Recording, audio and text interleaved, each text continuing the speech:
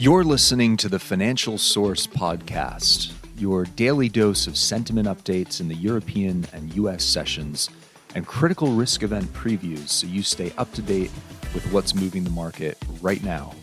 Each session is carefully crafted personally by the Financial Source analysts and voiced by our AI hosts who, as it turns out, sound a lot better than we do. Here's Rachel and Michael with this session's deep dive.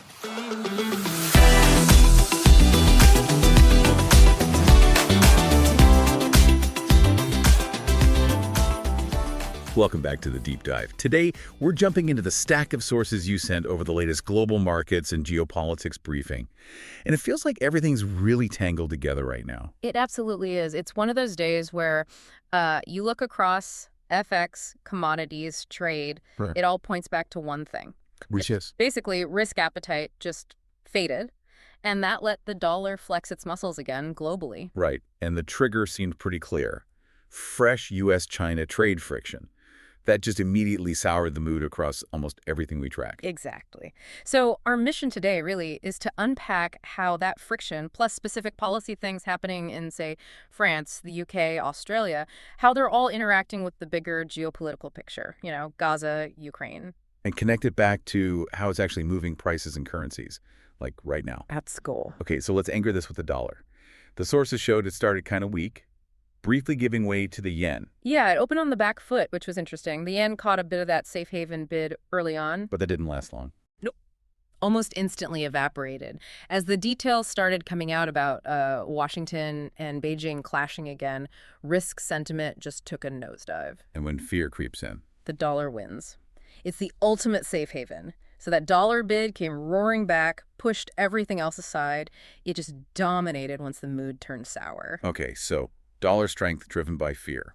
Let's trace that through the currencies. You mentioned the yen. It had that brief moment. USD/JPY dipped towards the low 151s. But yeah, as soon as that broader dollar demand ticked in, the yen's advantage vanished. What's really interesting looking at the FX breakdown is how domestic policy signals are getting, well, sometimes swamped by this big global risk wave. Sterling, for instance. Right, good example. The pound weakened quite a bit after the UK labor report came out. What was in that report that spooked the market? Two main things, really. First, the unemployment rate ticked up. That signals a bit more slack in the economy. Okay. Second, and probably more critical for the Bank of England, was this easing in ex-bonus wage growth. Let's pause there. Why is that specific measure, ex-bonus wage growth, so important for the central bank watchers?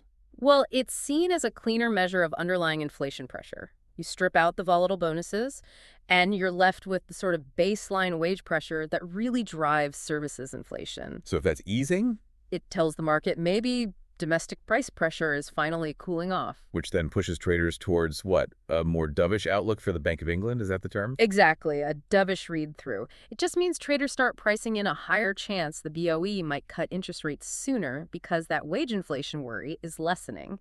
That's why sterling took a hit. Okay, let's hop over the channel. The euro's got its own policy worries, but more fiscal than monetary, right? It slipped, too. Yeah, the euro was down partly because the dollar was strong, sure, but also because everyone's watching French fiscal politics very closely. They're trying to cut the deficit, I saw, down to 4.7% by late 2026. That's the plan. It's pretty crucial for confidence in the Eurozone's second biggest economy. But their own fiscal watchdog is raising red flags, calling the assumptions optimistic.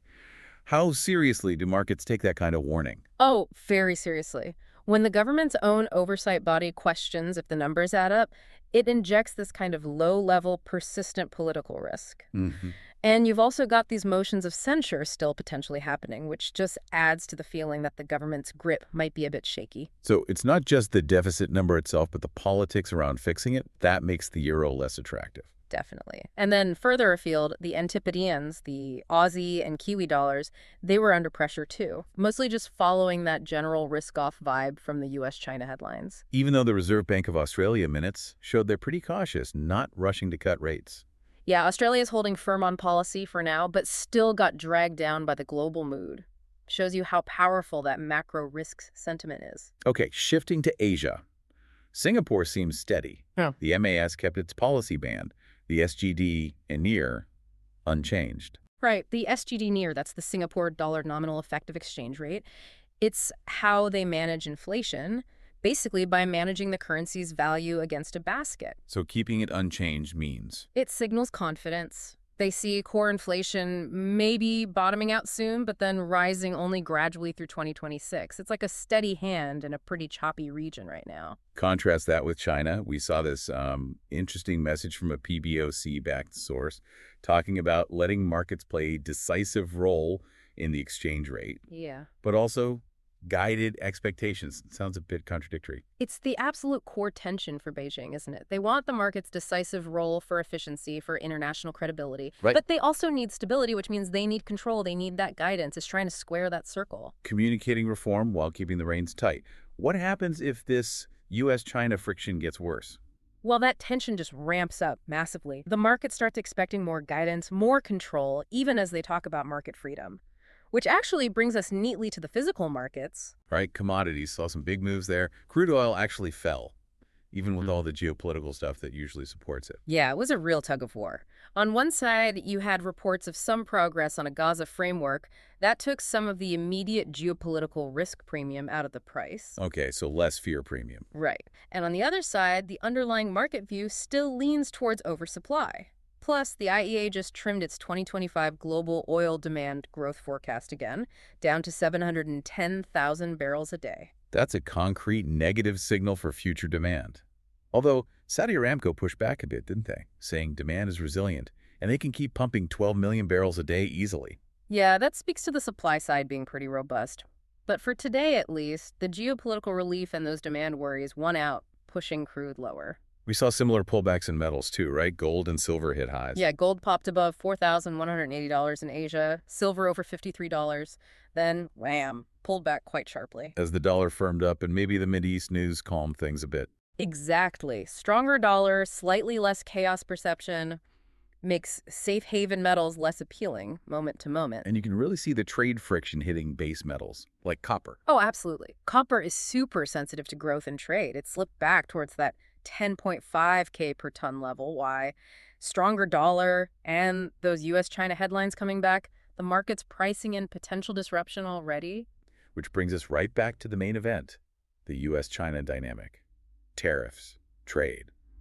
It was definitely center stage. And Beijing isn't just talking, they're hitting back with specific actions. This is where it gets tangible, isn't it? We saw reports Beijing started putting special port fees on U.S.-related ships, and they're launching an investigation into how U.S. tariffs are hitting their shipping industry. So targeting the actual movement of goods, the costs involved, direct hit on U.S. shipping. Precisely. And they're also playing the strategic materials card. The Commerce Ministry clarified the rare earth export curbs are license-based, not a total ban. Which sounds slightly softer. But in the same breath, they announced countermeasures against 5 specific U.S.-linked firms. Okay. So targeted sanctions alongside the licensing clarification. It feels more surgical. And the sources mentioned increased oversight on rare earth magnet export licenses. Yes, and that's critical. Those magnets are everywhere. EVs, wind turbines, defense tech. Tightening the screws on those export licenses is one of China's most potent levers. Markets watch that very, very closely. And diplomatically, China's drawing a line in the sand, too. Basically saying, don't ask for talks while you're threatening us. Yeah, they're explicitly linking any potential negotiations to Washington backing off on new restrictions. It's a hardball tactic. So that combination, the port fees, the rare earth oversight, the tough talk, that's really what drove the risk-off mood today. I think that's the primary driver, yes. That's what boosted the dollar and weighed on things like copper. Okay, let's quickly touch on the other geopolitical hotspots bubbling away. The Middle East, you mentioned some progress. Yeah, definite signs of moderation, at least in the headlines. Israeli officials moving forward on the Gaza plan, U.S. statements pushing for a broader regional peace deal. That softer tone helped pull some of that immediate risk premium out of oil, like we said. And back in Europe, we keep circling back to France.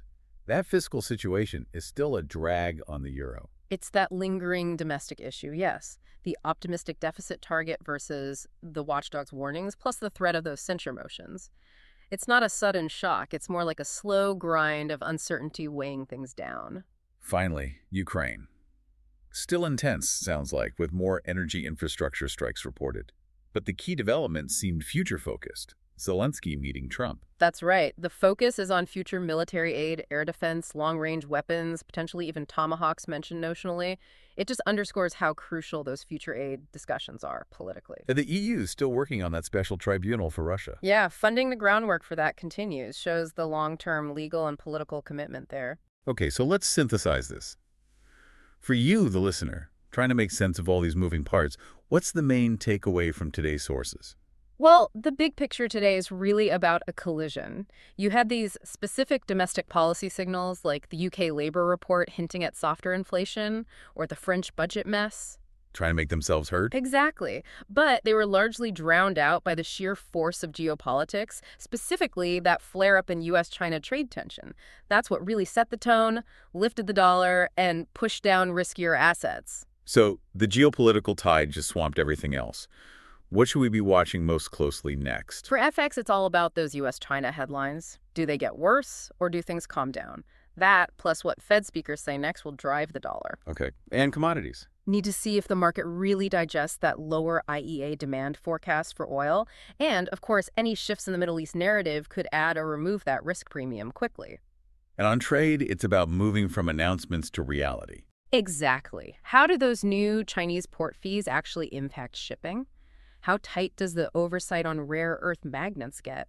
Do the sanctions on those specific firms cause real disruption?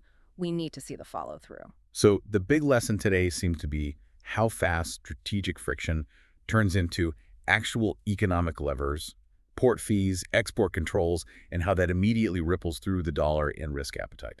Absolutely. It's a very direct link. Thanks for walking us through these sources. It's been a really insightful deep dive. My pleasure. And maybe just one final thought for you, the listener, to chew on, building on that China point earlier. Go ahead. We talked about that PBoC source stressing market decisiveness for the yuan, but also guided expectations. Think about that inherent contradiction. If a major power says, let the market decide, but also we'll guide it, what does that really mean when push comes to shove in a trade conflict? Which principle actually proves decisive in the end? It's a fascinating tension to keep watching. A really key dynamic. Something to definitely keep in mind. Okay, we'll leave it there for this deep dive. Catch you next time.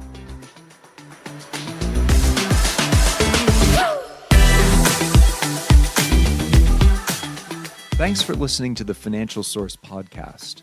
If this podcast helped you at all today, would you consider leaving us a review to help spread the word?